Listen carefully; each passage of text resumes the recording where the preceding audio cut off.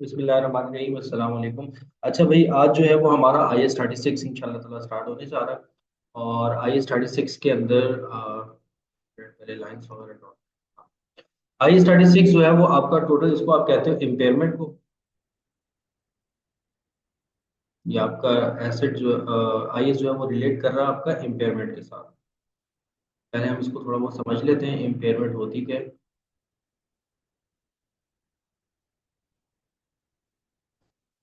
ये भी आपका तकरीबन आपका जो आपके जो फिक्स एसेट्स होते हैं या इनटेंजिबल जो एसेट्स होते हैं उनके साथ रिलेट कर रहा होता है। जैसे आई एस 16 था, आई एस 16 तब यूज हो रहा होता है, ये बात याद रखिएगा, जब आपके एसेट के अंदर सरप्लस आ रहा होता है। आपके एसेट की वैल्यू जो है ना, आपके एसेट की फेयर वैल्यू आपके एसेट की कैरिंग वैल्यू से ज्यादा होती है। याद होगा हम लोगों ने लास्ट क्लास में हमने आई एस 16 ही पढ़ा था। और आई एस 16 वहां पर यूज हो रहा था जब भी आप कैरिंग वैल्यू देखते थे, उस कैरिंग वैल्यू का कंपैरिजन करते थे अपने फेयर वैल्यू के साथ कि भाई फेयर वैल्यू क्या है। फेयर वैल्यू ज्यादा होती थी, रिवैल्यूएशन सरप्लस आता था। तो वहां पर जो यूज हो रहा था वो हो रहा था आई एस 16 का। ठीक है। अच्छा, आई एस 16 जो है वहां तक भी रहता है कि लेट सपोज अगर मेरे एसेट की फेयर वैल्यू कम भी आ रही है। लेट सपोज अगर मेरे एसेट की कैरिंग वैल्यू 1 लाख है और उसकी फेयर वैल्यू जो है वो 80,000 है, लेकिन मेरे पास ऑलरेडी जो है वो रीवैल्यूएशन का कुछ सरप्लस अगर बैलेंस में है, तो जब तक वो सरप्लस मेरा यूज नहीं हो जाता तब तक जो है वो आई एस 16 रहता है। लेकिन जैसे ही वो सरप्लस खत्म हो जाता है तो फिर हम शिफ्ट हो जाते हैं कहाँ पर, आई एस 16 से आई एस 36 यानी कि इम्पेयरमेंट। इम्पेयरमेंट का मतलब होता है यहाँ पर हमारे एसेट की वैल्यू में डिक्रीज आता है। मतलब आप यहाँ पर देखोगे कि जो आपके एसेट की कैरिंग वैल्यू जो होगी और साथ में जो आपके एसेट की फेयर वैल्यू जो होगी, जैसे हम वहां पर देखते थे कि फेयर वैल्यू वहां पे ज्यादा हो रही होती थी, यहाँ पर हमारे एसेट की फेयर वैल्यू क्या हो रही होगी, कम हो रही होगी। अच्छा, यहाँ पर मैं अभी फेयर वैल्यू का वर्ड यूज कर रहा हूँ, लेकिन आगे चलकर ये वर्ड चेंज हो जाएगा। लेकिन यहाँ पर ये याद रखिएगा कि जो आपकी कैरिंग वैल्यू है ना, वो ज्यादा होगी, और जो मार्केट के अंदर जो वैल्यू हो रही होगी, या इसको आप कह सकते हो रिकवरेबल जो अमाउंट होगा आपके एसेट का, वो कम होगा। तो यहाँ पर आपको सरप्लस तो नहीं आएगा, ऑब्वियस सी बात है। तो यहाँ पर आपको क्या होगा, लॉस हो रहा होगा। अच्छा, बहुत सारे फैक्टर्स होते हैं जिसकी वजह से आपके एसेट में जो है वो वैल्यू में जो है वो कमी आ रही होती है।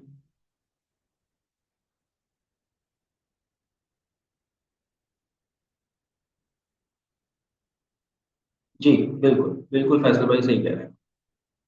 इन शॉर्ट, अगर वो सरप्लस जीरो हो जाता है तो फिर आप 36 पे क्या हो जाते हो, शिफ्ट हो जाते हो। या इनिशियली, अगर हम इनिशियली बात करते हैं, अभी हम सरप्लस की बात ही नहीं करते, ऐसे कहते हैं कि अभी हमने आई एस 16 पढ़ा ही नहीं है, हम डायरेक्टली आई एस 36 की बात कर रहे हैं। इनिशियली हमने क्या किया, एसेट को यूज कॉस्ट पे रिकॉर्ड किया, कॉस्ट पे रिकॉर्ड करने के बाद हम उसके फेयर वैल्यू पे गए। हम देखा, चेक करते हैं कि एसेट की वैल्यू क्या है। एसेट की वैल्यू जो है वो हमारी कैरिंग वैल्यू से क्या हो चुकी थी, कम हो चुकी थी। तो यहाँ पर अब जो है वो जो यूज आएगा वो किसका आएगा, आई एस 36 का। यानी कि अब यहाँ पर फेयर वैल्यू आपके एसेट की क्या है, कम है। ठीक है। तो अब वो फेयर वैल्यू क्यों कम हो सकती है, उसमें बहुत सारे फैक्टर्स होते हैं। आपके इंटरनल फैक्टर्स भी होते हैं, आपके एक्सटर्नल फैक्टर्स भी होते हैं। इंटरनल फैक्टर्स यानी कि आपकी फैक्ट्री के अंदर आग लग गई, ठीक है, आपकी जितनी भी मशीनरी थी वो सारी की सारी जल गई। अब जब आपकी मशीनरी जल गई, या आपकी बिल्डिंग जो है वो, लेट सपोज बिल्डिंग के अंदर आग लग गई और बिल्डिंग जो है वो जल गई अच्छी खासी, तो ऑब्वियस सी बात है बिल्डिंग की वैल्यू क्या हो जाएगी, कम हो जाएगी। तो यहाँ पर क्या है, ये एक इंटरनल फैक्टर है, तो जिसकी वजह से इम्पेयरमेंट होगी। और उसमें आपको इम्पेयरमेंट के अंदर करते वक्त क्या होगा, लॉस होगा। अब इम्पेयरमेंट का लॉस किस तरीके से फाइंड आउट करते हैं। अच्छा, आज का जो फोकस रहेगा ना वो प्योरली एमसीक्यूज के ऊपर रहेगा, आई एस 36 से रिलेटेड। आई एस 36 के एमसीक्यूज कर लेंगे। फिर हमारा जो नेक्स्ट टारगेट होगा वो आई एस 40 होगा। जैसे ही हम आई एस 40 करेंगे ना, आई एस 40 बहुत छोटा सा है, उसमें हमारा इतना टाइम नहीं लगेगा। तो आई एस 40 करने के फौरन बाद ना आई एस 16, 36 और 40, इनको मिलाकर जो क्वेश्चंस बन रहे होते हैं ना, जो मैंने अपने फर्स्ट क्लास में डिस्कस किया था कि भाई इन तीनों को मिलाकर क्वेश्चंस बनते हैं। एक प्योरली आई एस 16 से वो क्वेश्चन नहीं पूछेगा, या प्योरली आई एस 36 से वो क्वेश्चन नहीं पूछेगा। हाँ, एमसीक्यूज तो आते हैं, लेकिन प्योरली पूरा क्वेश्चन नहीं बन सकता, क्योंकि छोटी छोटी बातें हैं ना। तो वो आपसे टेस्ट करेगा तीनों चीजें कि भाई यहाँ पर इस क्वेश्चन के अंदर हमें लॉस भी हो रहा है, और इस क्वेश्चन के अंदर जो है वो हमें क्या कहते हैं, सरप्लस भी आ रहा है। तो वो सारी चीजें आपसे जो है वो क्या करेगा, टेस्ट करेगा। ठीक है, तो तीनों को मिलाकर क्वेश्चन बनता है, तो फिर उसको उस जैसे क्वेश्चंस भी हम लोग कोशिश करेंगे। IAS 40 जब हम कंप्लीट कर लेंगे तो उनको भी हम सॉल्व कर लेंगे। आज हमारा प्योरली जो फोकस रहेगा, इम्पेयरमेंट का कंसेप्ट लेने के बाद हम लोग चले जाएंगे इसके MCQs की तरफ।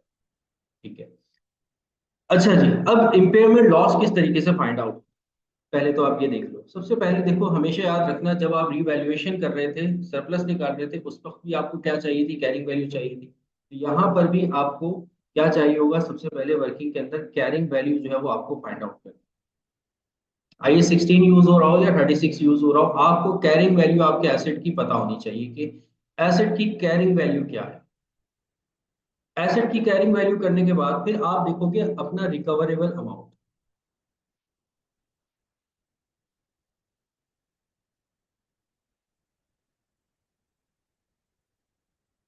आप वो लिखोगे। अच्छा, IAS 16 और इसके अंदर क्या है, वहां पर हम फेयर वैल्यू लिख देते थे, डायरेक्ट जो फेयर वैल्यू होती थी वो लिखते थे, वो लेस करवाते थे, हमारे पास रिवैल्यूएशन सरप्लस आ जाता। लेकिन यहाँ पर हम क्या लिख रहे हैं, फेयर वैल्यू नहीं लिख रहे, यहाँ पर हम लिख रहे हैं रिकवरेबल अमाउंट। और जैसे ही रिकवरेबल अमाउंट को आप लेस करोगे तो आपको पता लग जाएगा आपकी इम्पेयरमेंट लॉस कितना होगा।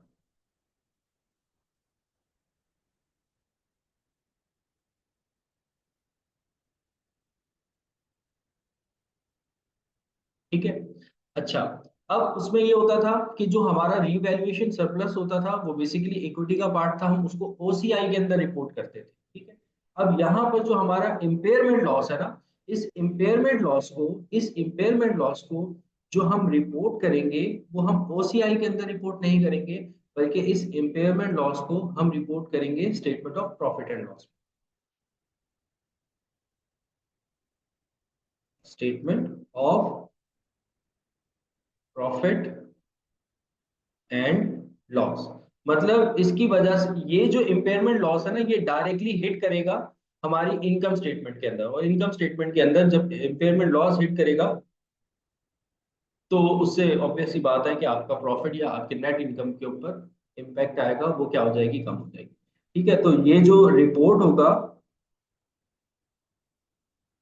ये याद रखिएगा, ये कहां पर जाकर के रिपोर्ट होगा, statement of profit and loss में, और रिवैल्यूएशन सरप्लस OCI के अंदर रिपोर्ट हो रहा था, जो कि इक्विटी का पार्ट था। एट द एंड वो कहां पे जाता था, स्टेटमेंट ऑफ फाइनेंशियल पोजीशन यानी कि बैलेंस शीट में। ये आपकी इनकम स्टेटमेंट।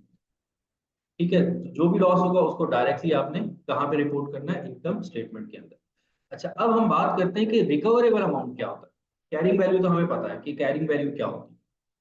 कैरिंग वैल्यू सबको पता है कि भाई जो भी आपकी एसेट की कॉस्ट है, उस कॉस्ट में से अगर हम अपना पिछला जितना भी एक्यूमुलेटेड डेप्रिसिएशन है उसको हम माइनस कर देते हैं, तो उसको हम कहते हैं कैरिंग वैल्यू। अब रिकवरेबल अमाउंट जब हम IAS से पूछते हैं कि रिकवरेबल अमाउंट कैसे कहते हो आप, तो IAS यहाँ पर आपको रिकवरेबल अमाउंट के लिए दो चीजें बता। रिकवरेबल अमाउंट वैसे अगर देखा जाए, इन सेंस अगर लेना चाहो, रिकवरेबल अमाउंट क्या है कि भाई हम इस एसेट से, जो हमारा एसेट इम्पेयर हुआ है, उससे हम कितना रिकवर कर सकते हैं, उसको हम कहते हैं रिकवरेबल अमाउंट। जैसे कि फेयर वैल्यू अगर मार्केट में बेचते तो कितना मिलेगा। तो दो सिचुएशन हो सकती है, उस एसेट से आप किस तरीके से रिकवर करो, समझने की कोशिश करना। कि एक तो ये है कि अगर आप उसको मार्केट में बेचते हो तो आपको कितना पैसा मिल जाएगा, ये एक रिकवरेबल अमाउंट है। अगर हम उस एसेट को नहीं बेच रहे, लेट सपोज, अगर हम कहते हैं कि नहीं, इसको हम अपने पास रखेंगे और इसको हम यूज करेंगे। अब जब हम इसको यूज करेंगे तो उस यूज करने से हम उससे कितना जनरेट कर सकते हैं, कितना इनफ्लो हो सकता है।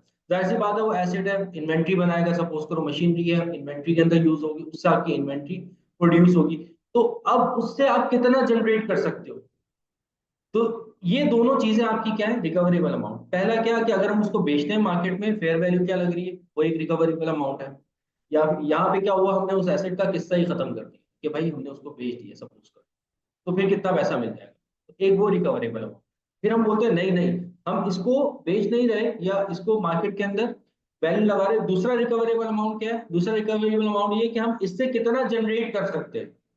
ठीक है, अब जैसे एक एम्प्लॉय बूढ़ा हो जाता है तो एम्प्लॉयर उसके बारे में क्या सोचता है, या तो इसको निकाल के फारिग कर दो, इकट्ठा ही इसको पैसा दे दो, ग्रेजुएटी वगैरह दे दो। ठीक है, दूसरा या फिर ये है कि अगर हम उसको अपने पास रखते हैं, उसको सैलरी भी दे रहे हैं, कितना हमें वो प्रोड्यूस करेगा, कितना हमें वो फायदा देगा।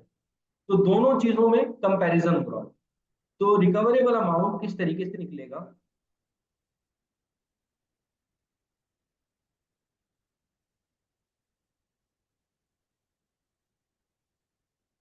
रिकवरेबल अमाउंट के लिए आईएएस रिकमेंड करता है कि भाई दो चीजें हैं। एक तो आपकी फेयर वैल्यू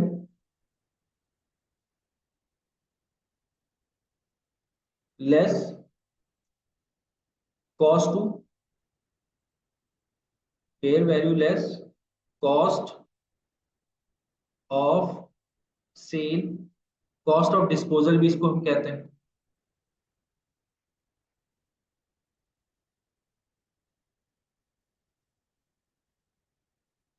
या दूसरा आपको आईएस ये कहता है, दूसरा पॉइंट, वैल्यू इन यूज।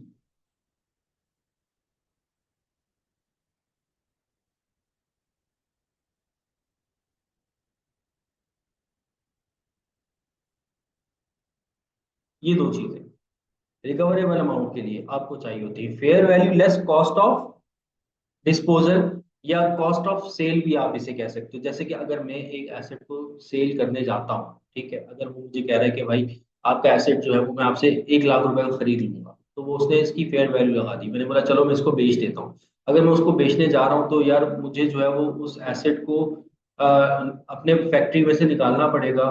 तो एक डिसमेंटल कॉस्ट भी तो है ना, तो उसको निकालूंगा, मुझे लेबर चाहिए होगी, फिर वो लेबर उसके पास छोड़कर आएगी, तो एक कॉस्ट लग जाएगी उसको डिस्कार्ड करने में भी। तो आईईसी कहता है कि भाई जो आपकी फेयर वैल्यू है, उस फेयर वैल्यू में से ये जो डिसमेंटल कॉस्ट है या कॉस्ट ऑफ डिस्पोजल जितनी भी आ रही है, इसको आप क्या कर दो, माइनस कर दो।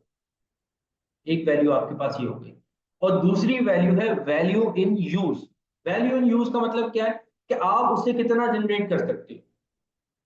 अगर आप उसको बेचते नहीं हो, उसको अपने पास रखते हो, रखने के बाद आप उससे कितना जनरेट कर सकते हो, तो उसको आप कहते हो वैल्यू इन यूज। तो आइए कहते हैं इन दोनों में से जो भी हायर ऑफ होगा,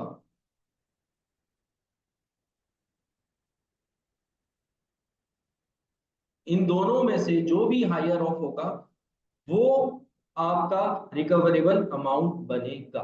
अगर आपकी fair value less cost of disposal जो है या कॉस्ट ऑफ सेल जो है वो ज्यादा है, जैसे लेट सपोज अगर मैं फेयर वैल्यू देखता हूँ, फेयर वैल्यू अगर मेरी 1 लाख बन रही है, ठीक है, और वैल्यू इन यूज अगर मैं देखता हूँ, वैल्यू इन यूज का मतलब वो सपोज कर लो कि 80,000 बन रही है, तो मेरा जो रिकवरेबल अमाउंट होगा वो 1 लाख। मतलब जो इन दोनों में से क्या होगा, हायर होगा। अभी हम इसकी कैलकुलेशन भी करेंगे। अभी मैं सिर्फ समझा रहा था कि इम्पेयरमेंट लॉस किस तरीके से निकलता है।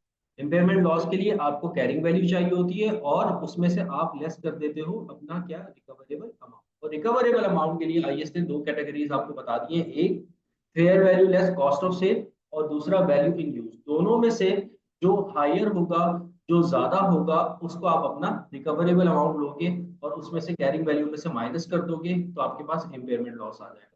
और दूसरी बात इम्पेयरमेंट लॉस के लिए, अच्छा ये जितना भी प्रोसेस है कि कैरिंग वैल्यू में से आप रिकवरेबल अमाउंट माइनस कर रहे हो तो इम्पेयरमेंट लॉस आ रहा है, इसको इम्पेयरमेंट टेस्टिंग कहते हैं। इस पूरे प्रोसेस को क्या कहते हो, इम्पेयरमेंट टेस्टिंग। या आप क्या कर रहे हो, इम्पेयरमेंट की टेस्टिंग कर रहे हो। अच्छा, एक बात याद रखिएगा, इम्पेयरमेंट तब आएगी जब आपका रिकवरेबल अमाउंट आपकी कैरिंग वैल्यू से कम होगा। अगर आपका रिकवरेबल अमाउंट आपकी कैरिंग वैल्यू से कम होगा, कैरिंग वैल्यू 1 लाख है, रिकवरेबल अमाउंट हम दोनों, हमने क्या किया, दोनों को कंपेयर किया।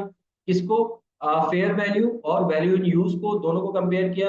दोनों में से जो हायर था हम वो लेके गए, कैरिंग वैल्यू 1 लाख थी और जो हायर रिकवरेबल अमाउंट बन रहा था वो 80,000 बन रहा था, तो यहां पर आपका इम्पेयरमेंट लॉस है।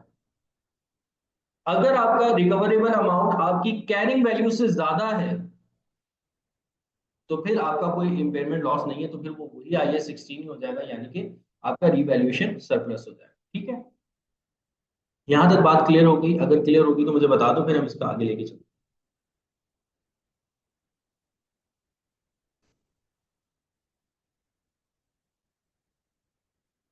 दोबारा से बता, दोबारा से बता।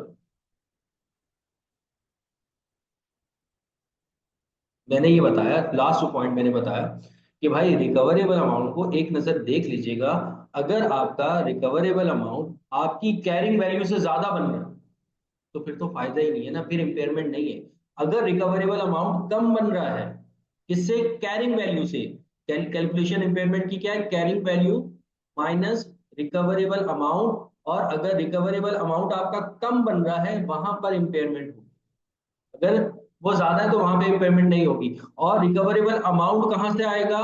Sir, fair value less cost of sale, पहली बात। दूसरा, वैल्यू इन यूज। इन दोनों में से जो हायर होगा, जो ज्यादा होगा, वो हमारे लिए रिकवरेबल अमाउंट बनेगा। फिर रिकवरेबल अमाउंट और कैरिंग वैल्यू को आपस में हम माइनस करेंगे। अगर तो अगर तो रिकवरेबल अमाउंट ज्यादा है तो इम्पेयरमेंट नहीं है, और अगर रिकवरेबल अमाउंट कम है तो फिर वहां पर क्या होगी? इम्पेयरमेंट। ठीक है जी, ठीक है जी। अच्छा, एक और चीज। सर, अगर सपोज कर लें कि हमें वो fair value less cost of sale नहीं देता, तो फिर रिकवरेबल अमाउंट क्या होगा? तो भाई फिर रिकवरेबल अमाउंट क्या होगा? वैल्यू इन यूज होगा। ठीक है, मतलब ये दोनों आपके सामने मैंने ऑप्शन रखे, इन दोनों में से हाईएस्ट सिलेक्ट करना है। वो तब सिलेक्ट करना है जब दोनों गिवन हो। अब दोनों में से कोई एक चीज नहीं दे रहा वो क्वेश्चन के अंदर आपको। आपका एक एसेट, ऐसा एसेट है जिसकी फेयर वैल्यू आप निकाल ही नहीं सकते, जो मार्केट में सेल ही नहीं हो सकता, वो सिर्फ आपके पास रहेगा। तो अब वहां पे फेयर वैल्यू तो उसकी है नहीं। तो फिर आप क्या लेके जाते हो? वैल्यू इन यूज लेके जाते हो। लेट सपोज आपको वैल्यू इन यूज नहीं पता लग रही, ठीक है, तो फिर आप किसको लेके जाते हो? Fair value less cost of sale को लेके जाते हो। दोनों में ऑप्शन है कि अगर अगर दोनों चीजें गिवन है तो दोनों में हायर ऑफ वो लेके जाओगे रिकवरेबल अमाउंट में। अगर दोनों में से कोई एक मिस है तो बेटा जो गिवन है उसको लेके जाओ। ये बात भी अपने पास याद है। ठीक है, मैं पॉइंट में लिख भी देता हूँ। ठीक है, पहला पॉइंट मैंने आपको बताया कि विच एवर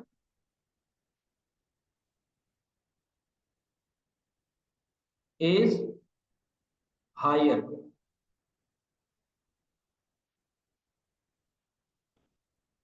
वो आपके लिए क्या होगा?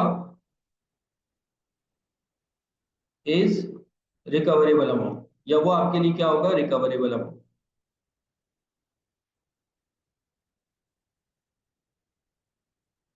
पहला पॉइंट। अच्छा, अगर फेयर वैल्यू गिवन ना हो, if fair value less cost of disposal is not given, तो फिर क्या होगा भाई? फिर then value in use is recoverable amount. कुछ लिखने की जरूरत नहीं है, ये मैं पीडीएफ की फॉर्म में आप लोगों के साथ शेयर कर दूंगा जैसे मैंने कल किया। तीसरा, अगर fair value less cost of good sold given हो, और आपके पास वैल्यू यूज गिवन ना हो, if value in use is not given, then fair value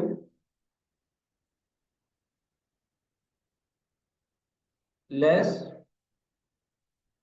cost of sale is recoverable amount. ये बात याद रखिएगा। ठीक है। अच्छा, अब एक बात सुन लो, एक और चीज। Fair value cost of sale या कॉस्ट ऑफ डिस्पोजल आपको क्वेश्चन में गिवन होगा। वैल्यू इन यूज कभी कभार उसकी मेहरबानी होती है, वो आपको दे देता है। और वैल्यू इन यूज कभी कभार उसकी मेहरबानी नहीं होती तो फिर वो आपको निकालना पड़ता है। वैल्यू इन यूज आपको दे देता है तो बहुत अच्छी बात है क्वेश्चन के अंदर। अगर वो नहीं देता तो यू हैव टू फाइंड। और कैसे फाइंड आउट करोगे? यहाँ पे लगेगा प्रेजेंट वैल्यू का फॉर्म। और नॉर्मली जो मैंने एमसीक्यूज देखी है उसमें प्रेजेंट वैल्यू का एक ही फॉर्मूला रहता है। एक सेम एन्युटी का अमाउंट आ रहा होता है कि वो आपको बताता है कि लेट सपोज आप जो इम्पेयरमेंट कर रहे हो 2001 के अंदर कर रहे हो, और फिर वो आपको कहता है कि 2000 वैल्यू इन यूज का मतलब क्या है कि कितना अमाउंट आप इससे रिकवर कर सकते हो। वो आपको कहता है कि 2001 के अंदर, 2002 के अंदर, 2003 के अंदर, 2004 के अंदर आप इससे 1-1 लाख रुपए क्या कर लोगे, रिकवर कर। तो वो जो 1-1 लाख रुपए एक सेम अमाउंट आ रहा है, तो यहाँ पर आपकी प्रेजेंट वैल्यू यानी कि फ्यूचर वैल्यू बता रहा है कि आप इससे इतना इतना रिकवर कर लोगे, तो फिर आप उसको प्रेजेंट वैल्यू में कन्वर्ट करते हो। वो कैसे कन्वर्ट करते हो, एक छोटा सा फार्मूला है। और वो फार्मूला है कि भाई जो आपका एन्युटी का अमाउंट है वो लिखोगे, उसको मैं रिप्रेजेंट कर रहा हूँ यहाँ पर कैपिटल आर से। डिफरेंट बुक्स में डिफरेंट डिफरेंट तरीकों से दिया हुआ है। 1 - 1 + r⁻⁻n डिवाइडेड बाय आर। ठीक है।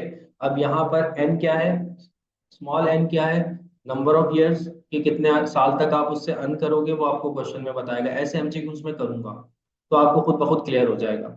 अच्छा, फिर उसके बाद आर, स्मॉल आर क्या है, ये रेट है, कॉस्ट ऑफ कैपिटल है, कितना परसेंटेज है, वो आपको परसेंटेज में गिवन होगा। और कैपिटल आर क्या है कि उससे आप कितना अर्न करोगे, अमाउंट ऑफ एन्युटी वो आपको बता रहा होगा। तो उसकी आपने क्या निकालनी होगी, प्रेजेंट वैल्यू निकालनी होगी, तो आपके पास वैल्यू इन यूज आ जाएगा। ठीक है। अब हम इसके ना कुछ एमसीक्यूज कर लेते हैं, एमसीक्यूज कर लेते हैं इसके। वो जो बुक मेरे ख्याल में सबके पास होगी, एमसीक्यूज पे आ जाते हैं। एमसीक्यूज, बल्कि मैं एमसीक्यूज की ना वो वहीं पर ही शेयर कर देता हूँ।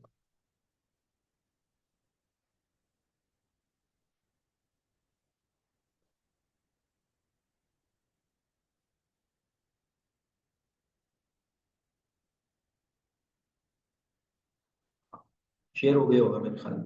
अच्छा, ये आपके पास बुक का जो है वो पेज नंबर होगा, पीडीएफ जो है वो 183 है। ठीक है, वैसे आपके सामने स्क्रीन पे भी आ रही है। तो अ, अपने पास मोबाइल में निकालने की जरूरत नहीं है, समझ लें। एमसीक्यूज नंबर 1 मैं रीड कर रहा हूँ। एमसीक्यूज नंबर 1 है, इसमें आपको कह रहे हैं कि इफ द फेयर वैल्यू, बल्कि इसको थोड़ा सा और बड़ा कर लेते हैं। अच्छा से, if the fair value less cost of disposal can not be determined. अभी मैंने एक बात बताई, ये 3 पॉइंट्स लिखवाए थे। वो कह रहा है कि fair value less cost of disposal can not be determined, यानी कि आपको नहीं पता लग रहा हो, फेयर वैल्यू और कॉस्ट ऑफ डिस्पोजल ना पता हो। तो दूसरा मैंने आपको क्या बताया था, रिकवरेबल अमाउंट के लिए वैल्यू इन यूज को लिया जाता है। तो वो कह रहे हैं कि the asset is not impaired, क्या एसेट इम्पेयर नहीं होगा, the recoverable amount is the value in use, भी आ जाएगा। जो आपका रिकवरेबल अमाउंट है वही आपका क्या बन जाएगा, वैल्यू यूज बन जाएगा, अगर fair value less cost of sale given ना हो। अगर fair value less cost of sale given हो, तो फिर आप इन दोनों में क्या करोगे, कंपैरिजन करोगे। जो इन दोनों में हायर होगा उसको आप क्या लेके जाओगे, रिकवरेबल अमाउंट लेके। तो ये एमसीक्यूज नंबर 1 हो गया। एमसीक्यूज नंबर 1 के बाद इससे रिलेटेड जो अभी तक मैंने बताया ना, इससे रिलेटेड आपके पास कौन कौन से एमसीक्यूज हैं, अभी मैं वो सॉल्व कर रहा हूँ। एमसीक्यूज नंबर 1 के बाद आ जाओ आप एमसीक्यूज नंबर 4 की तरफ।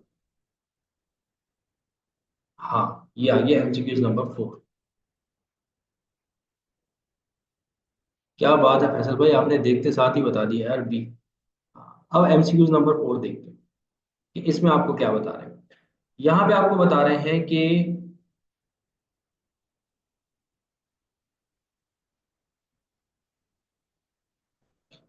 a fair at the factory, sorry, a fire at the factory on 1 अक्टूबर 2016। ठीक है। अब आग लग गई फैक्ट्री के अंदर, कब, 1 अक्टूबर 2016 के अंदर।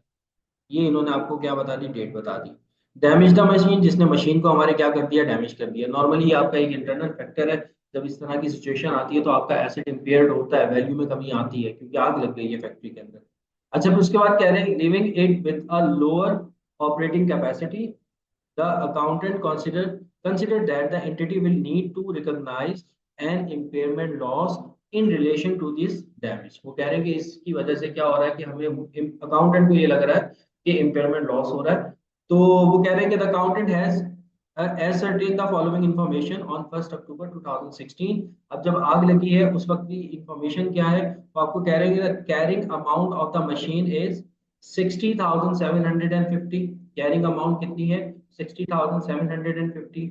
फिर आगे कह रहे हैं N equivalent new machine would cost rupees 90,000। कह रहे हैं कि इस जैसी अगर हम न्यू मशीन लेकर आते हैं तो उसकी कॉस्ट कितनी है, 90,000 है। इसका बहरहाल इतना कोई खास यूज नहीं है। वो कह रहे थे machine could be sold in its current condition for a gross amount of rupees 45,000, dismantling cost would amount to rupees 2,000। वो कह रहे हैं कि अगर इसी सिचुएशन में अगर हम इस मशीनरी को बेच देते हैं, सेल कर देते हैं, तो इसका जो टोटल अमाउंट मिलेगा वो 45,000 मिलेगा। लेकिन इसको जब हम सेल कर रहे होंगे तो ऑब्वियस सी बात है डिसमेंटल करना पड़ेगा। डिसमेंटलिंग कॉस्ट जो आ जाएगी वो हमारी आ जाएगी 2,000। ये आपको दे रहे हैं क्या, fair value less cost to sale. Dismantling cost क्या है, कॉस्ट टू सेल है या कॉस्ट टू डिस्पोजल है, और फेयर वैल्यू क्या है, 45,000 है। ठीक है नहीं, इन its current condition the machinery could operate for 3 more years given it the value in use figure of 38,685। वो कह रहे हैं कि लेकिन अगर हम इसको धक्का लगा दें, यानी कि इसी कंडीशन के अंदर अगर हम इसको अगले 3 साल तक चलाते रहे, तो हमारी जो हमारा जो फ्यूचर वैल्यू को उसका प्रेजेंट वैल्यू उसने निकाल के दे दिया आपको। वो कह रहे हैं कि आपको कितना मिलेगा, वैल्यू इन यूज 38,685। ठीक है, फिर वो कह रहे हैं कि what is the total impairment loss, बताओ कि टोटल इम्पेयरमेंट लॉस कितना होगा। अच्छा, अब मैंने आपको बताया था कि सबसे पहले आप क्या लिखते हो, कैरिंग वैल्यू लिखते हो। कैरिंग वैल्यू आपकी उन्होंने शुरू में ही बता दी, 60,750, ये आपकी कैरिंग वैल्यू आ गई। फिर उसके बाद आपको वो दोनों चीजें दे रहा है, fair value less cost to cell, और दूसरी चीज वो आपको क्या दे रहा है, आपको वैल्यू इन यूज भी दे रहा है। Fair value in cost to use कितना है, 45,000 और 2,000, यानी कि 45,000 माइनस 2,000, तो ये आ जाएगा आपके पास 43,000। ये आपकी आ गई fair value less cost to sale. अच्छा, फिर उसके बाद ये 38,685, ये आपको क्या दे रहे हैं, वैल्यू इन यूज। दोनों में से हायर क्या है, fair value less cost to sale higher है, 43,000 है, वो 38,000 की है। तो इसको हम लेके जाएंगे रिकवरेबल अमाउंट में, 43,000 को ये हम लेस कर देंगे रिकवरेबल अमाउंट।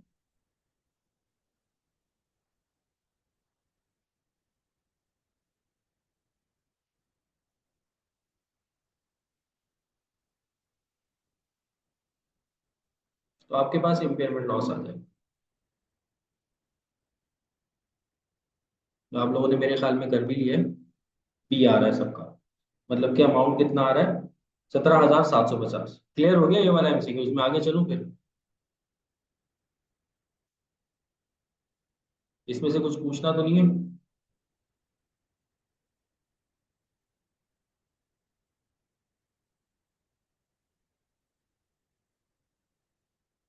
नहीं, देखो सारा बेटा, 45,000 में से 2 के माइनस करेंगे, प्लस नहीं करेंगे, लेस होती है। देखो फेयर वैल्यू मैंने आपको लिखवाया था, fair value less cost to sale, less करना है कॉस्ट टू सेल को। तो 2,000 dismantling cost basically cost to cell है, वो लेस हो जाएगी। तो फिर 45,000 में से 2,000 आप माइनस करोगे, 43,000 आएगा। और 43,000 और वो आपकी 38,685, दोनों में से ग्रेटर देन 43,000 है, तो वो लेके जाओगे आप रिकवरेबल अमाउंट। अच्छा जी, अब आगे चलते हैं। नेक्स्ट है हमारे पास एमसीक्यूज नंबर 4 हो गया, एमसीक्यूज नंबर 7 पे आ जाओ। ये मैंने आप लोगों के लिए निकाल के रखे थे, ठीक है। मैंने कहा यार ये वाला टॉपिक कर रहे हैं तो इससे रिलेटेड जैसे जैसे हम तो थोड़ा थोड़ा टॉपिक समझते जाएंगे ना, तो वैसे ही हम उसके एमसीक्यूज भी करते जाएंगे।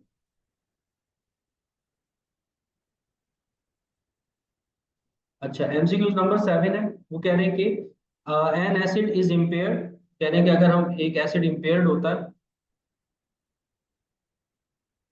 अब 3 ऑप्शन 4 ऑप्शन दे रहे हैं कब इम्पेयर्ड होता है। An asset is impaired if its carrying amount equal the amount to be recovered through use for sale of the asset. गलत है, देखो इक्वल नहीं होगा।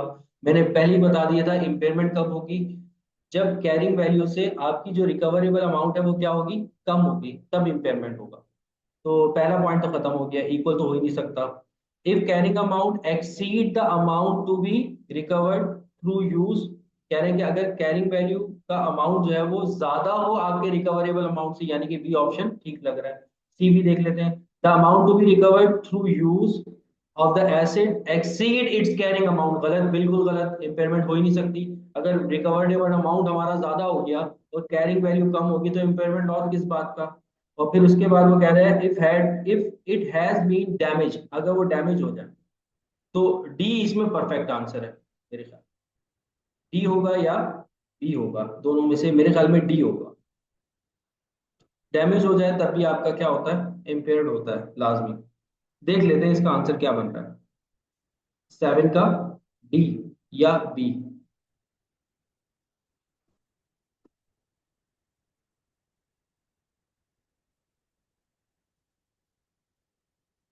7 का बी। ठीक है, जब आपका एसिड इम्पेयर तब होगा जब आपको लॉस हो रहा होगा, कैरिंग वैल्यू आपकी ज्यादा होगी और रिकवरेबल अमाउंट कम होगी, जो मैंने पॉइंट आपको शुरू में बताया था। क्योंकि दोनों आंसर नियरेस्ट थे, डैमेज के वक्त भी आपको आपका एसिड इम्पेयर हो सकता है, तो दोनों पे डाउट आ रहा था, लेकिन कंफर्म हो गया कि पहला अमाउंट, पहला वाला पॉइंट जो है वो ज्यादा है। अच्छा 7 हो गया, 7 के बाद आ जाओ आप 8 की तरफ। अब 8 एमसीक्यूज क्या है।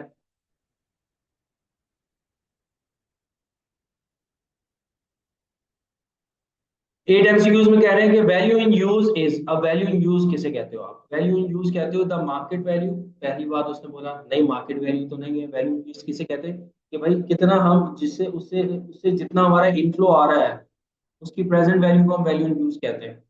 The discounted present value of future cash flow arising from the use of asset and from its disposal, with the higher of asset fair value less cost of disposal and its market value। C भी गलत है, A भी गलत है, और D में कह रहे हैं the amount of which asset recognized in the statement of financial position। D भी गलत है। इसमें परफेक्ट आंसर कौन सा आ रहा है, बी आ रहा है कि फ्यूचर वैल्यू निकलती है वैल्यू इन यूज के अंदर। ठीक है जी, बी हो गया। अच्छा बी के बाद जो है वो हमारे पास नेक्स्ट आ रहा है, 8 के बाद आ रहा है 9। 9 में देख लेते हैं। IS 36 अप्लाई, अच्छा इसमें एक बड़ी मजे की बात आ रही है, वो देखिएगा। IS 36 applied to which of the following asset. IS 36 कौन से एसेट के ऊपर अप्लाई हो, इन्वेंट्री नहीं। IS 36 हमेशा किस पे अप्लाई होता है, प्रॉपर्टी प्लांट एंड इक्विपमेंट यानी कि इंटेंजिबल एसेट्स के ऊपर। फाइनेंशियल एसेट्स नहीं, फाइनेंशियल एसेट्स तो जो है वो आपके financial assets including property plant and equipment नहीं, फाइनेंशियल एसेट्स के ऊपर नहीं होता। एसेट हेल्ड फॉर सेल नहीं, वो वाला एसेट जो आपने सेल के लिए रखा हुआ है उसके ऊपर भी इम्पेयरमेंट नहीं आती। D answer is perfect, property plant and equipment and intangible assets. ठीक है, इंटेंजिबल एसेट जैसे कि आपकी गुडविल वगैरह हो गई, इन चीजों के ऊपर भी आपका जो है वो IS 36 जो है वो अप्लाई होता है, यानी कि 9 जो है वो आपके पास क्या हो गया, ठीक। ठीक, ठीक, गुड हो गया। अच्छा 9 के बाद 11 पे आ जाओ भाई। 11 देखो, कुछ कुछ एमसीक्यूज में छोड़ रहा हूँ, वो इस वजह से छोड़ रहा हूँ कि वो आसान, बहुत ही आसान है, वैसे तो ये भी आसान थे, लेकिन वो बिल्कुल ही आसान हलवा एमसीक्यूज है, उसके ऊपर टाइम वेस्ट करना है, इससे बेहतर ये कि आप उसको खुद ही एक दफा देख लीजिएगा। तो 11 पे आ जाओ। 11 में कह रहे हैं कि what is the recoverable amount of an asset. ठीक है, रिकवरेबल अमाउंट, अमाउंट किसे कहते हो आप। अभी हमने पढ़ लिया रिकवरेबल अमाउंट क्या है, रिकवरेबल अमाउंट है हमारी fair value less cost of sale minus, sorry, और दूसरा वैल्यू इन यूज, दोनों में से जो हाइयर होगा। पहला पॉइंट बता रहे हैं its current market value less cost of disposal, फिर दूसरा बता रहे हैं the lower of carrying amount and value in use, गलत। सी में कह रहे हैं the higher of fair value less cost of disposal and value in use, यही बात लिखी हुई हम लोगों ने, दोनों में से जो हाइयर होगा वो आएगा। तो इसमें कौन सा आ गया आपका, सी आ गया। सी आ गया। भाई किसी को कोई एमसीक्यूज अगर नहीं समझ में आ रही हो ना तो बता देना, फिर हम उसको रुक के थोड़ा सा और डिटेल में कर लेंगे। अब आ जाओ 12 पे। 12 में कह रहे हैं कि अ machine has a carrying amount of rupees 8,50,000, carrying value आपको दे दी 8,50,000। देख लेते हैं ना यार, सॉल्व कर लेते हैं 12 को। अ machine has a carrying amount of rupees 8,50,000 at the year and 31 मार्च 2009। ठीक है, कैरिंग वैल्यू दे दी 2009 19 की। The market value is rupees 7,80,000, इस हाँ 7,80,000 and cost of disposal are estimated 25,000। तो कॉस्ट ऑफ डिस्पोजल और मार्केट वैल्यू यानी कि फेयर वैल्यू, फेयर वैल्यू और कॉस्ट ऑफ डिस्पोजल दे रहे हैं 780, माइनस कर दोगे 25, तो fair value less cost of sale आ गया आपका 7,55,000। A new machine would cost rupees 15 lakh, नई मशीनरी की कॉस्ट 15 लाख है, वो हमारे किसी काम की नहीं है, छोड़ दीजिए इसको। हमें तो करंट वैल्यू, जो करंट एसेट जो चल रहा होता है उसकी फेयर वैल्यू देखनी होती है, वो ऊपर दे दी है उसने। फिर कह रहे हैं the company which owns the machine expect to it to produce net cash flow of rupees 3 lakh per annum, ठीक है, फॉर द नेक्स्ट 3 years। वो कह रहा है कि हम ये एक्सपेक्ट कर रहे हैं कि हमारी मशीनरी जो है वो हमें हर साल 3 लाख रुपए का कैश जनरेट करके देगी 3 सालों तक। ये अब आपको इनफ्लोज दिया जा रहा है फ्यूचर का। The company has a cost of capital of 8%, cost of capital आपको रेट भी दे दिया इसने 8%। देखो, अब यहाँ पर दोनों चीजें आ रही, एक तो आपको fair value less cost of sale दे दिया जो कि 7,80,000 माइनस 25,000 किया तो 7,55,000। एक तो ये चीज उसने आपको दे दी, और दूसरा वैल्यू इन यूज आप फाइंड आउट कर सकते हो, क्योंकि वैल्यू इन यूज का मैंने आपको बताया था कि वैल्यू इन यूज अगर आपको इनफ्लोज दे दिए जाए तो आप प्रेजेंट वैल्यू का फॉर्मूला लगा सकते हो। एक सेम अमाउंट दे रहे हैं, तो इसको किस तरीके से सॉल्व करेंगे, सॉल्व कर लेते हैं, मैं सॉल्व कर देता हूँ, ठीक है। देखो यहाँ पर fair value less cost of sale, वो तो कितनी है, पहले हम वैल्यू इन यूज निकाल रहे हैं। Value in use, value in use कैसे आएगी, प्रेजेंट वैल्यू का फॉर्मूला लगेगा। वो क्या है भाई, कैपिटल आर बताया था आपको, capital R into 1 minus 1 plus R power minus N divided by small R, ठीक है।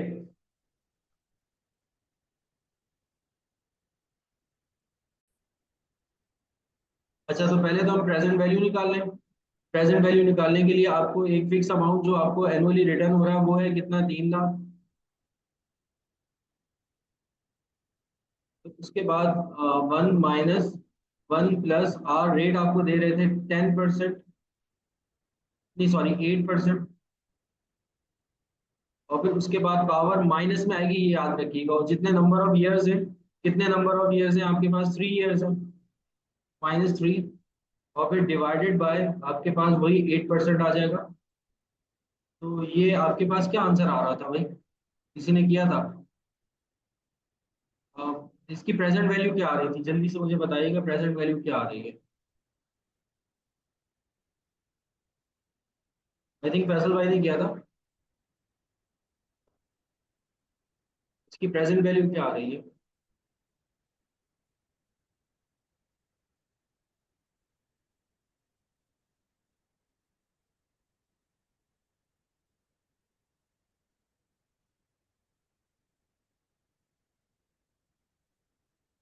7,73,129 या 73,129।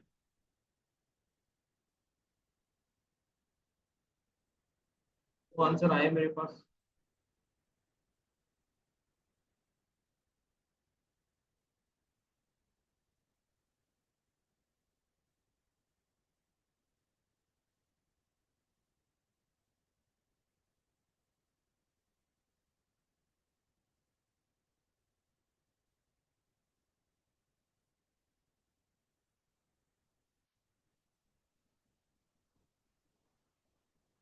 7,73,129, 7,73,129 को आप 30 कर लो, एज्यूम कर लो, 130 कर लो, ठीक है। 29 आ रहा था, 130 कर लो। अच्छा, fair value less cost to sell कितना है, लेस कॉस्ट टू सेल आपके पास कितना है, वो है 7,80,000 फेयर वैल्यू है, और कॉस्ट टू सेल 25,000 है। 7,80,000 माइनस 25,000, 7,55,000। तो दोनों में से हायर कौन सा है, दोनों में से हायर आपकी ये वैल्यू यूज आई है, ये आपका हायर है। तो अब आप जो आपकी कैरिंग वैल्यू है 8,50,000 जो उन्होंने आपको क्वेश्चन में दी हुई थी, ठीक है। और ये आपकी 7,73,000 जो है,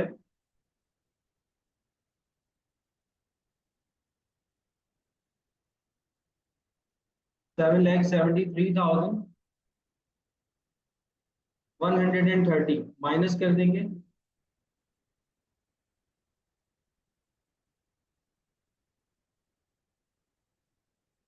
तो ये आ रहा है आपके पास 76,870, यानी कि ए जो है वो करेक्ट था, कुछ लोगों ने ए बताया था, तो ए करेक्ट हो गया। बी करेक्ट नहीं था भाई, बी करेक्ट नहीं था, ए करेक्ट होगा।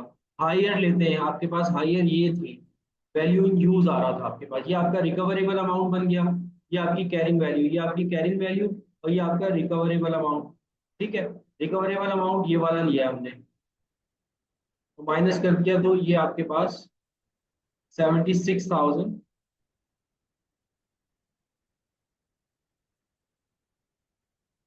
76,870 आ गया। ठीक है, तो बी आप ए हमारे पास जो है वो करेक्ट है। अच्छा, अब आगे चलते हैं थोड़ा सा। 12 के बाद आ जाओ 14 पे। इसकी एमसीक्यूज मेरी कोशिश है कि आज ये कंप्लीट कर दें। 14,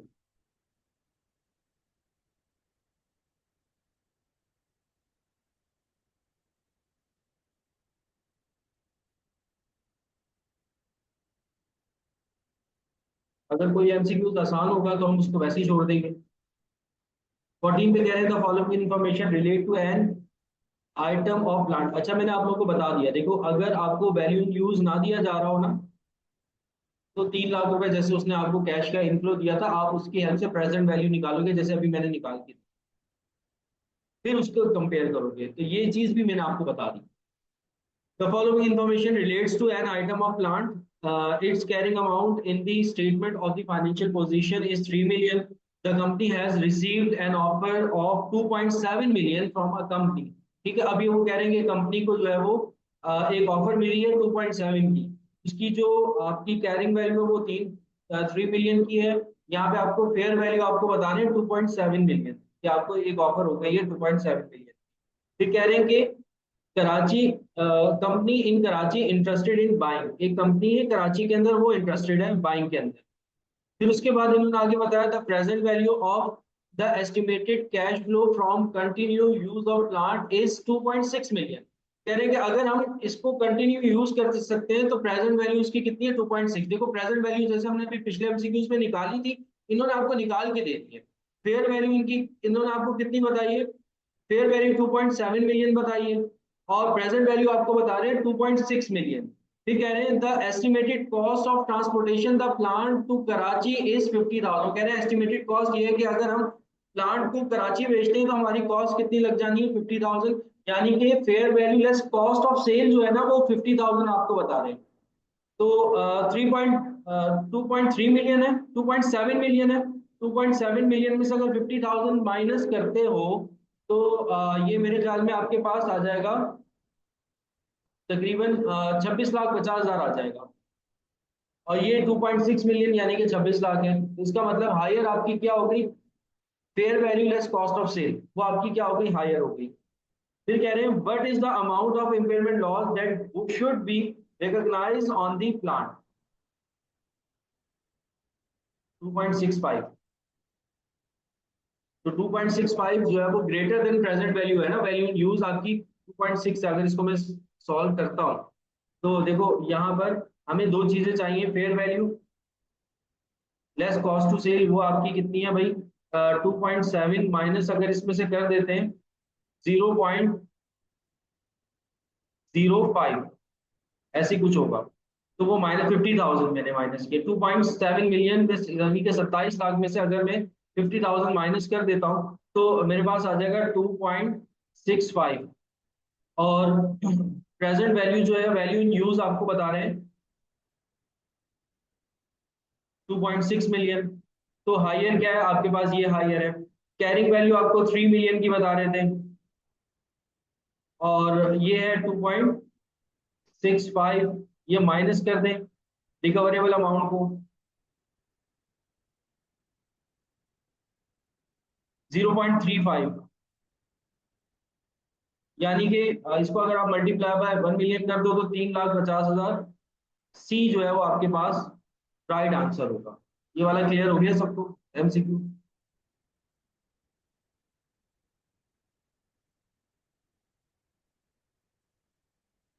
गुड हो गया। ठीक है जी। नेक्स्ट चलते हैं, ये एमसीक्यू नंबर कौन सा था? 14 था।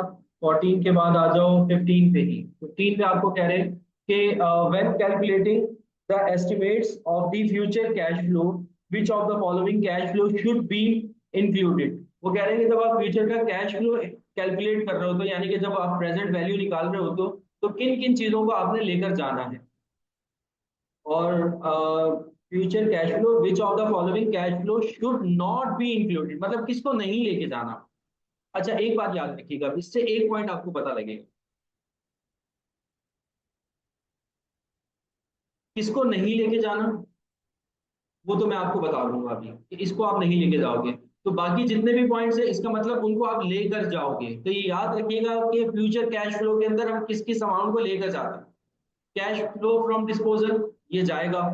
इनकम टैक्स पेमेंट या फाइनेंशियल कॉस्ट जितनी भी होती है उसको आप नहीं लेके जाते, तो इनकम टैक्स को हटा दोगे। बी जो है वो करेक्ट आंसर है। बाकी सारी चीजें हमारी प्रेजेंट वैल्यू निकालने के लिए इंक्लूड होती हैं, जैसे कि cash flow from the sale of asset, cash outflow on the maintenance of asset, cash flow from disposal, ये आप लेकर जाओ। इनकम टैक्स को नहीं लेकर जाओगे, तो B is the right answer. ठीक है जी। तो बाकी चीजें जाएंगी, कभी कभार वो आपसे ये भी कह सकता है, बहुत सारी चीजें आपको दे दे कि बताओ इनमें से कौन सी चीज लेकर जाओगे आप।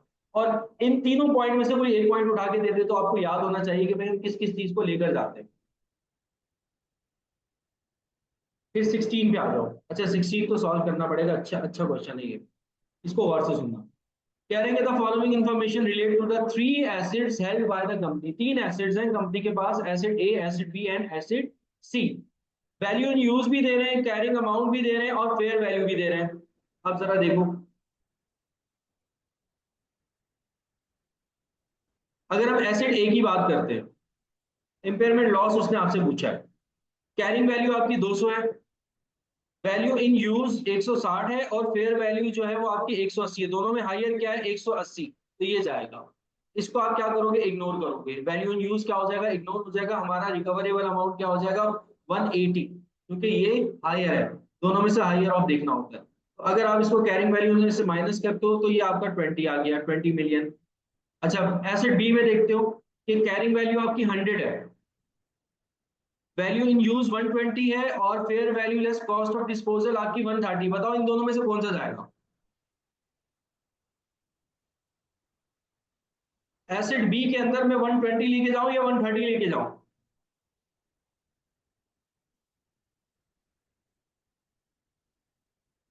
एसेट बी के अंदर मैं 120 लेके जाऊं या 130?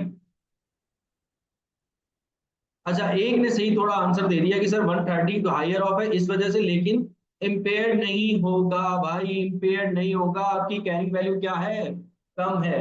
100 है आपकी कैरिंग वैल्यू। दोनों अमाउंट आपकी कोई भी ले जाओ, दोनों रिकवरेबल अमाउंट में से कोई भी बन जाए वो हायर ऑफ है। तो ये एसेट भी आपका इम्पेयर हो ही नहीं सकता। ठीक है, क्योंकि ये दोनों अमाउंट आपकी कैरिंग वैल्यू से क्या है? ज्यादा है। हाँ ये इम्पेयर्ड नहीं होगा। एसेट सी की तरफ जाओ। एसेट सी में 80 कैरिंग वैल्यू है, 70 और 60 दोनों में से हायर ऑफ क्या है? 70। तो 70 को माइनस करूंगा, ये 60 नहीं जाएगी, यहाँ पे 10। तो टोटल आपका ये 20 है और ये 10 है, टोटल आपका 30 मिलियन का इम्पेयरमेंट लॉस बनेगा। यानी कि डी जो है वो आपका क्या हो जाएगा? ठीक हो जाएगा।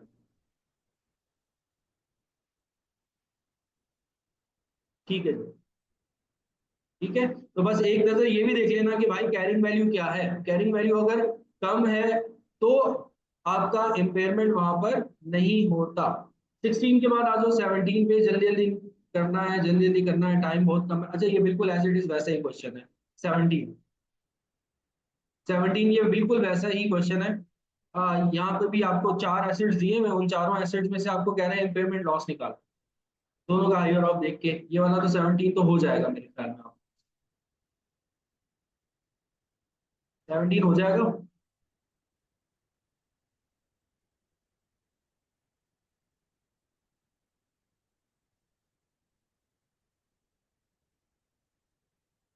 17 तो आसान। कर लिया है। 17 के बाद आ जाओ 18 पे। 18 पे आपको क्या कह रहे हैं?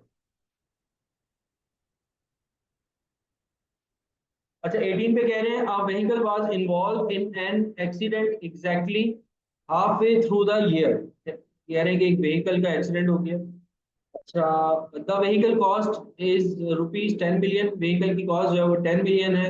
And had a remaining life of 10 years। और उसकी जो लाइफ है वो कितनी, रिमेनिंग लाइफ जो बची है वो 10 साल बची है। अच्छा, इम्पेयरमेंट में जैसे हम रिवैल्यूएशन में करते थे ना, रिवैल्यूएशन सरप्लस में, जैसा कि कल मैंने आप लोगों को बताया था, आप लोगों को याद होगा, बिफोर रिवैल्यूएशन आप क्या करते हो, कैरिंग वैल्यू निकालते हो। एक पॉइंट मैंने ये बताया था। दूसरा पॉइंट मैंने आप लोगों को ये बताया था, जब रिवैल्यूएशन के बाद आप डेप्रिसिएशन काउंट करने लगते हो तो आप रिमेनिंग लाइफ के ऊपर डेप्रिसिएशन काउंट करते हो, पिछली लाइफ को आप भूल जाते हो। तो इम्पेयरमेंट में भी यही सेम सिनेरियो रहता है कि जो रिमेनिंग लाइफ होती है वो आ जाती है। जैसे यहाँ पर रिमेनिंग लाइफ इन्होंने दे दी है ना 10 साल, at the start of the year remaining life आपकी 10 साल है। Following the accident the expected present value of cash flow associated with the vehicle was 3.4 million and fair value less cost of disposal जो है वो आपकी 6.5 million है। ठीक है, एक्सपेक्टेड कैश फ्लो भी इन्होंने आपको बता दिया 3.4 मिलियन है, लेकिन fair value less cost of sale आपका 6.5 मिलियन का है। What is the recoverable amount of vehicle following the accident? Recoverable amount क्या होगा? बताओ recoverable amount क्या होगा?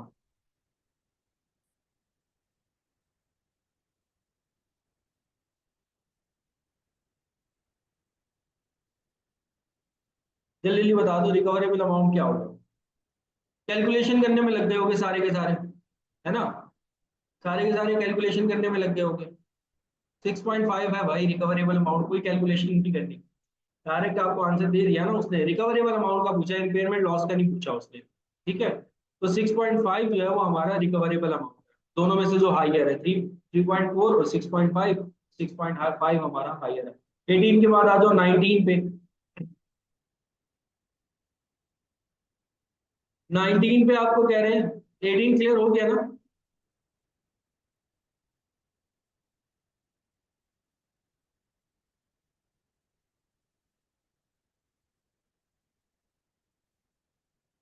अच्छा 19 पे आ जाओ, कह रहे हैं कि RL Limited या RL acquired a non-current asset on 1st October 2019 at a cost of 100 million, which had a useful life of 10 years, जिसकी लाइफ जो है वो 10 साल है। Nil residual value, residual value कोई नहीं है। The asset had been correctly depreciated by up to 30 September 2024। अभी तक जो आपका एसेट डेप्रिशिएट हो चुका है वो 2024 तक डेप्रिशिएट हो चुका है। ठीक है, अच्छा देखो एक मिनट, यहाँ पर देखो एक चीज, 100 मिलियन आपके एसेट की कॉस्ट है, लाइफ उसकी 10 years है, यानी कि 10 मिलियन का आपका हर साल का डेप्रिसिएशन है। ठीक है, अच्छा एसेट को आपने खरीदा कब है? 2019 में। कॉस्ट उसकी 2019 की है। और 2024 तक अगर देखते हैं, 20, 21, 22, 23, 24, यानी कि 5 साल, हाफ ईयर्स तो आपने उसको यूज कर लिया है। यानी कि उसका जो डेप्रिसिएशन होगा, एक साल का 10 मिलियन है, तो 5 सालों का उसका जो डेप्रिसिएशन होगा वो 50 मिलियन का होगा। ठीक है, तो उसकी जो कैरिंग वैल्यू होगी, कैरिंग वैल्यू कैसे होती है, कॉस्ट आपकी 100 मिलियन है, और अगर आप इसमें से लेस करते हैं डेप्रिसिएशन, तो डेप्रिसिएशन हमारा 50 मिलियन का है अब तक का। 6 ईयर नहीं बनेंगे, 5 साल बनेंगे। 2019 को काउंट क्यों कर रहे हैं? पहला साल इसका जो कंप्लीट होगा 2020 में होगा ना। 2020, 20 के बाद क्या आता है? 21, 22, 23, 24, 5 साल बनेंगे। तो 50 आपकी क्या होगी, ये कॉस्ट थी, तो कैरिंग वैल्यू आपकी हो गई 50। फिर कह रहे हैं at the date of asset was damaged and impairment review was performed on September 30, 2024। देखो आप इम्पेयरमेंट कर रहे हैं तो इम्पेयरमेंट से पहले हमने कैरिंग वैल्यू निकाल दी 50 मिलियन। ठीक है, the fair value of asset less cost of sale disposal was 30 million and expected to future cash flow were rupees 8.5 5 million per annum for next 5 years। अच्छा, फ्यूचर कैश फ्लो आपको ये बता रहे हैं कि 8.5 मिलियन जो है वो हमें पर एनम मिलेगा, यानी कि अब इसकी भी आपको प्रेजेंट वैल्यू निकालना पड़ेगी। और the current cost of capital उसने आपको बता दिया 10%, और प्रेजेंट वैल्यू का उसने रेट भी आपको निकाल के दे दिया है 3.79। आप फॉर्मूले से कर लो, या डायरेक्ट जो है वो ये जो आपका 8.5 मिलियन फॉर्मूले से कर लो, या फिर मल्टीप्लाई करवा दो 3.79 से। फॉर्मूले से भी कर लेता हूं मैं, 8.5 मिलियन इंटू 1 माइनस 1 प्लस 10%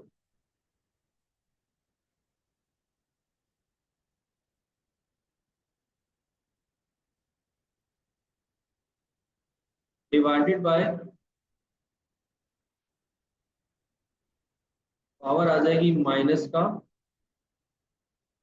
कितने साल के लिए है, 5 इयर्स के लिए, और डिवाइडेड बाय 10%।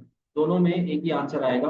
8.5 को कभी कभार वो आपको ना एवरेज रेट निकाल के दे देते हैं, अगर दे दे तो अच्छी बात है। 8.5 को मल्टीप्लाई कर दो 3.79 से, तो 32 पॉइंट समथिंग आ रहा है, 32.215 मिलियन का अमाउंट आ रहा है। ठीक है, मल्टीप्लाई कर दो, या प्रेजेंट वैल्यू का जो फॉर्मूला है इस फॉर्मूले से भी कर लो, जो अभी हमने पहले किया भी है, तब भी यही आएगा 32.15। सही है।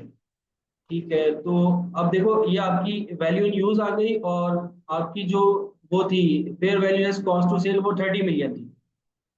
तो देखो अब इसमें क्या आ रहा है, ये लेके जाओगे आप, क्योंकि हायर आपकी ये है वैल्यू इन यूज है, तो रिकवरेबल अमाउंट ये आ गया।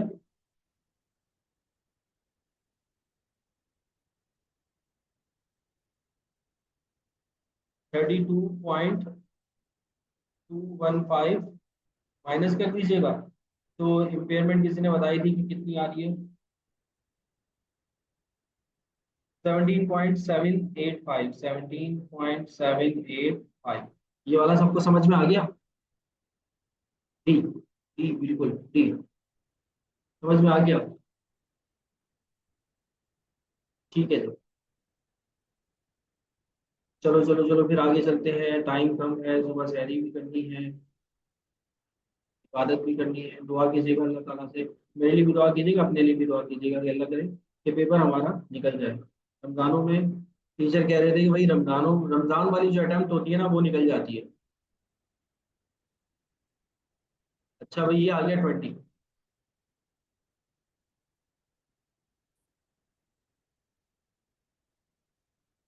एमसीक्यूज नंबर 20 देखें। ML owns the an item of plant which has a carrying amount of 248 billion as at 1st April 2013।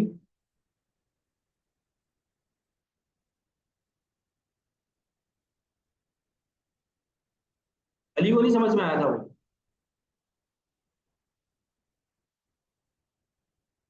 अरे यार वो तो मैंने मिटा भी दिया। चलो मैं एंड में दोबारा से समझा दूंगा, एमसीक्यूज नोट कर लेना, एमसीक्यूज नंबर 19 दोबारा से बता दूंगा। Item of plant which has a carrying value of 248 million, 1st April 2013, it is being depreciated 12.5%, depreciation आपको बता दिया। और मेथड कौन सा है, रिड्यूसिंग बैलेंस मेथड है। The plant is used to manufacture a specific product which has been suffering a slow decline in sales। अच्छा, अब इसमें डिक्लाइन आ रही है सेल के अंदर। ML has estimated that the plant will be retired from use on 31st March 2017। अब ये इसको रिटायर्ड कर, अच्छा, the estimated net cash flow from the use of the plant and their present value are। Net cash flow ही बता दिया, present value निकाल के दे दी, कितनी अच्छी बात है। 2,52,000 नेट कैश फ्लो है, और प्रेजेंट वैल्यू उन्होंने निकाल के दे दी आपको 2,14,600। ठीक है, और फिर कह रहे हैं on 1st April 2014 had an offer from rival to purchase the plant for 200 million। अच्छा, 200 मिलियन की क्या आ रही है, इनको ऑफर आ रही है। फिर at what value should the plant appear in matrix statement of financial position. अच्छा, फाइनेंशियल पोजीशन पे वो कह रहे हैं कि किस वैल्यू पर आप इसको रिकॉर्ड करोगे। देखो बहुत आसान सी बात, कोई क्वेश्चन सॉल्व करने की जरूरत नहीं है, डायरेक्ट डायरेक्ट आंसर लिखोगे इसमें।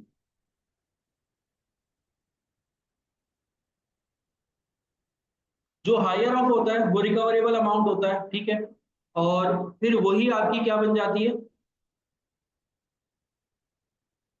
वही आपकी कॉस्ट बन जाती है। तो हायर अमाउंट अगर आप देखो 200 मिलियन आपकी fair value less cost to cell है, और जो वैल्यू इन यूज की प्रेजेंट वैल्यू आपको बता रहे हैं 2,14,600।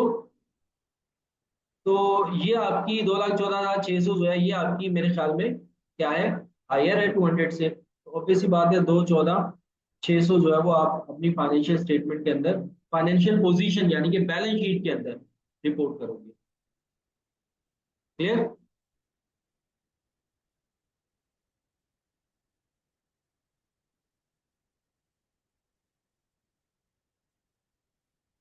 सबको क्लियर है?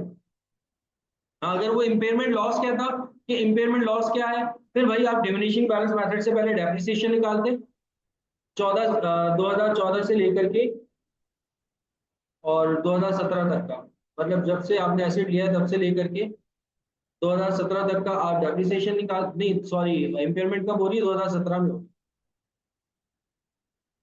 पेमेंट कब हो रही है, 2014 में हो रही है। वो डेप्रिसिएशन निकलता, माइनस करते कैरिंग वैल्यू आती, फिर आप इसमें से माइनस कर देते रिकवरेबल अमाउंट को, तो आपको लॉस पता लग जाएगा। हाँ। अच्छा, 20 के बाद आ जाओ 30 पे। ये जो बीच में छोड़े ये बेटा ये थियोरेटिकल है, ये खुद भी कर सकते हो आप, तो ये कोई इतना मुश्किल नहीं है, आसान से कंसेप्ट क्लियर होंगे और ज्यादा, अगर इनको पढ़ लोगे तो अच्छी बात है, जो बीच वाले हमने छोड़े। Under IAS 36 what is the recoverable amount of an asset. Recoverable amount क्या होती है आपके एसेट की, वो आपका बी आ गया दोबारा से, the higher of fair value less cost of disposal and value in B. अब तो माशाल्लाह से देखते साथ ही बता रहे हो यार, यही चीज है। 32 पे आ जाओ। If the fair value less cost of disposal of an asset cannot be determined, then the recoverable amount is equal to its value in use। वो कह रहे हैं कि अगर fair value less cost of sale ना पता हो तो फिर आप रिकवरेबल अमाउंट किसको लेते हो, आपके पास एक ही ऑप्शन बचता है वैल्यू इन यूज का, आप उसको ले जाते हो। सी हो गया भाई, गुड हो गया भाई, देख के बता रहे हैं भाई, देख के डायरेक्ट बता रहे हैं। 32, सोचने की जरूरत ही नहीं पड़ रही। 32 के बाद आ जाओ 33। When calculating the estimates of future cash flow, which of the following cash flow should not be included। वो हमने पहले ही देख लिया था कि किसको हम इंक्लूड नहीं करते। तो इसमें आपको बता रहे हैं cash outflow of the maintenance of the asset, cash flow from disposal, cash flow from the sale of inventory produced by the asset, benefits from the future restructuring, ठीक है, benefits from the future restructuring include नहीं होगा, बाकी सारी चीजें include.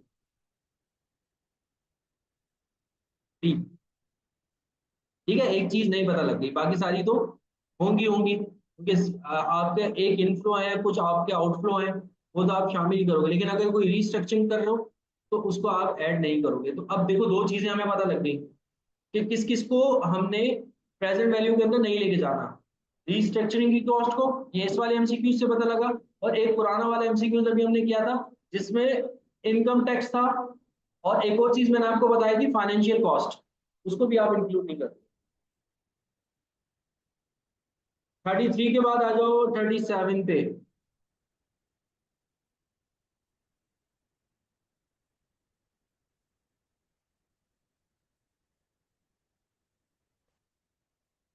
37,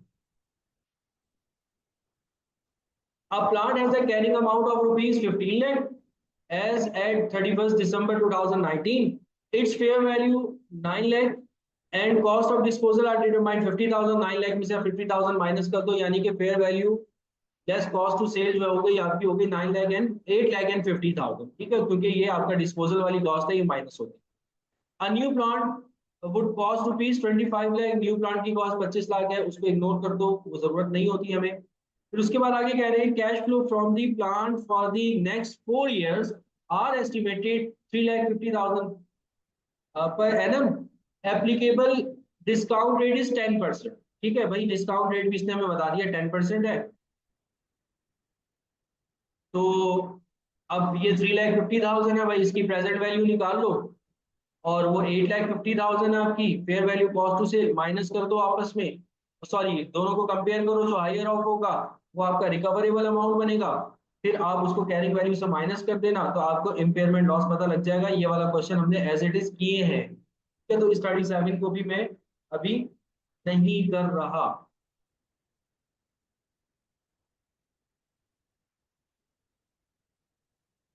B हो गया, नहीं बता रहे हैं कि भाई बी हो गया, ठीक है जी भाई। सबको आ रहा है ना ये वाला, समझ में तो आ रहा है ना? 39 सॉल्व करने की जरूरत है, 37 सॉरी, 37 सॉल्व करने की जरूरत है, अगर है तो बता दो, मैं सॉल्व कर देता हूँ।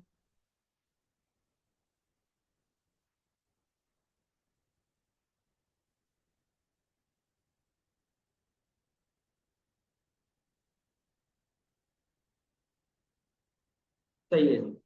37 के बाद आ जाओ 39 पे, हमारा लास्ट लास्ट एमसीक्यूज है, उसके बाद दो तीन एमसीक्यूज है, वो आप लोग खुद कर लेना, आसान है। जो इसमें से करने वाले एमसीक्यूज थे ना, वो सारे के सारे मैंने अभी लाइव क्लास में करवा दिए। When an impairment review is carried out, an impaired asset is measured at,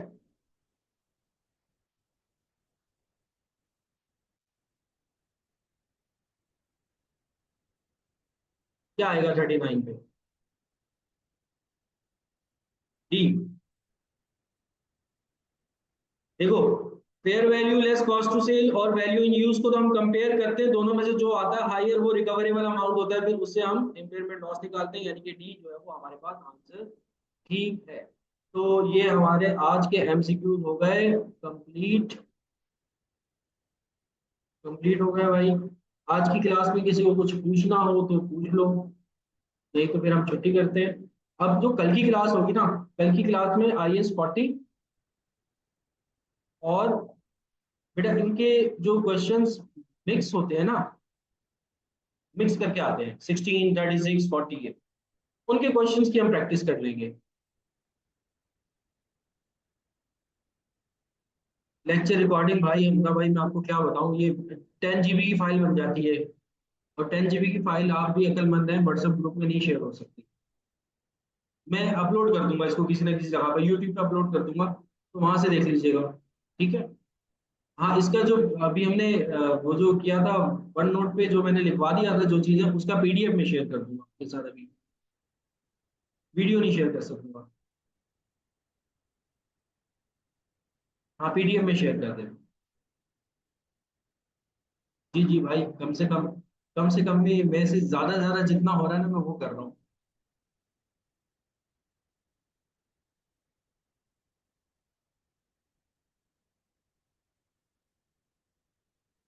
12 कहीं। और किसी का कोई सवाल हो तो पूछ ले यार। मेरा सवाल ये है जनाब। जी जी पूछिए।